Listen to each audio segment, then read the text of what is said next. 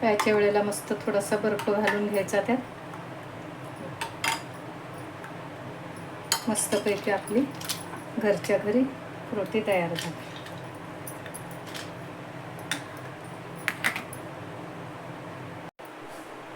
Hello friends, कसे आहात? स्वागत आहे तुमचं आपल्या मराठी यूट्यूब चॅनलमध्ये. आज मी करते घरीच बघा फ्रुटी.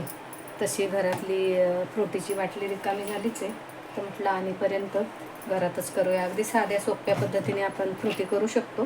तर इथं बघा मी एक हातोतापुरी म्हणजे कैरी आहे, कैरी घेतली. कच्ची कोणती कैरी कोणत्याही प्रकारची घेतली तरी चालते.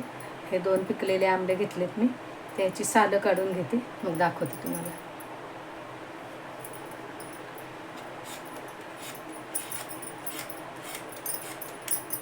कैरीची सालं काढायला वेळ नाही लागत, पटकन काढून घेते आणि मग चिरून घेते सगळे. आंबा पण सोलून किंवा मग त्याचा घर काढून तुम्ही कसा तुमच्या पद्धतीने म्हणजे कोणत्या कसा करू शकता.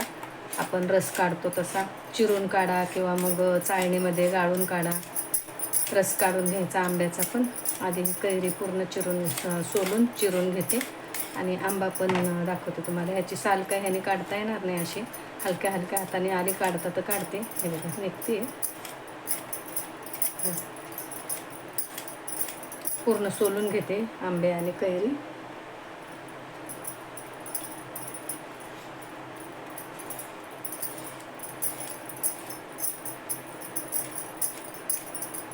सध्या आणि खूप कडक ऊन आहे, तर अगदी नेहमी गारगार काहीतरी खावं प्यावंसं वाटतंच. तर घरातली नेमकीच फ्रुटी संपली आहे आमच्या. चला तर म्हटलं आपण घरी पण करू शकतो अगदी साध्या सोप्या पद्धतीने. आंब्याची सालं पण सहज निघाली.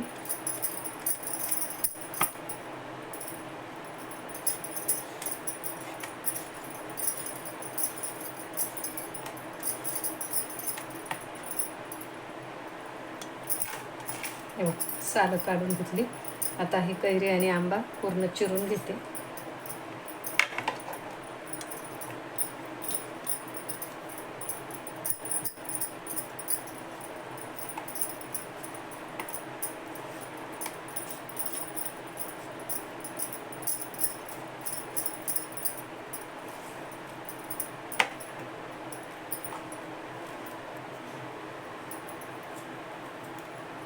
हे बघा कैरीचे पण बारीक तुकडे करून घेतले आणि आंबा पण चिरून घेतला. चला तर आता मी काय करते, ह्या कुकरमध्ये हे शिजायला घालणार आहे. कुणी काय करतं, पूर्ण आंबा आणि कैरी मिक्सरमधून काढून कच्चंच नंतर शिजवतं. तर मी असंच करणार आहे की आधी कुकरमध्ये शिजवून घेते, नंतर आपण बघू. आता ह्याच्यानं नेहमीसारख्या आपल्या 3 शिट्ट्या होऊ द्यायच्या. आपण इतर वस्तूंना जशा 3 शिट्ट्या होऊ देतो ना, तसं.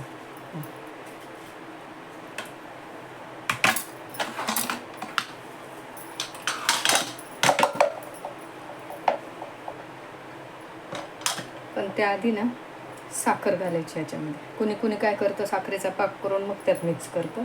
तर मी आता ह्यातच साखर घालणार आहे, दाखवते तुम्हाला.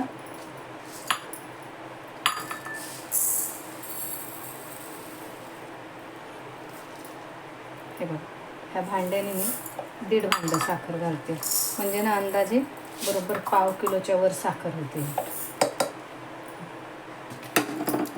आणि त्याच भांड्याने 2 भांडी पाणी घालते.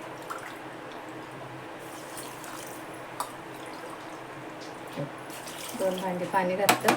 आता याच्या आपण शिट्ट्या होऊ देऊ आणि पूर्ण गार होईल तेव्हा मग कुकर उघडू.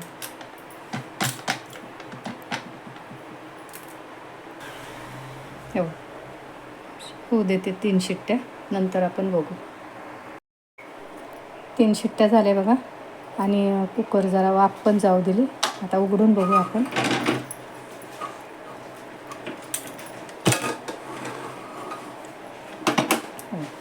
खाली उतरवून घेते.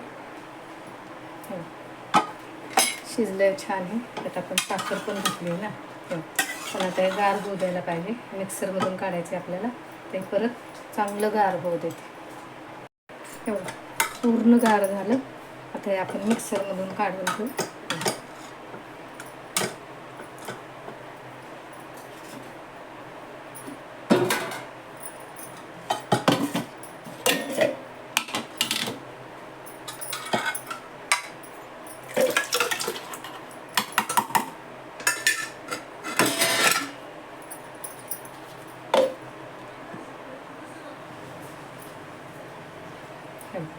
अगदी पूर्ण बारीक करून घेतले मी.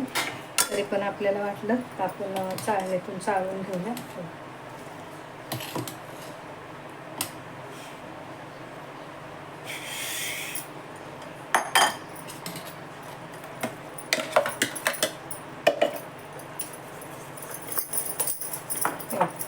पूर्ण बारीक केलेलं ते, पण तरी पण आपल्याला वाटलं तर काही गुठळ्या वगैरे काही तुकडे राहायला नको म्हणून परत असं गाळून घ्यायचं.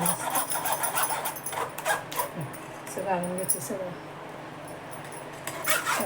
अजिबात काही गुठळ्या वगैरे काहीच राहिल्या नाहीत, कारण आपण शिजवून पण घेतलेलं. अगदी छान फाईन झाले.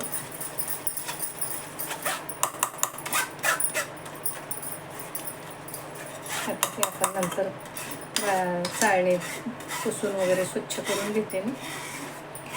आणि आता आपण थोडं पाणी घालू.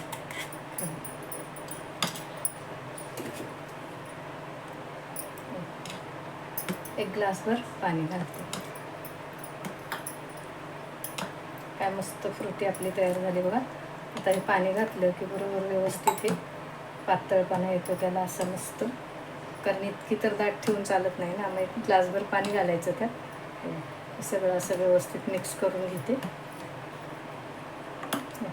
मध्ये आपली मस्त फ्रुटी तयार झाली. ही आता आपण एखाद्या बाटलीमध्ये ठेवू शकतो.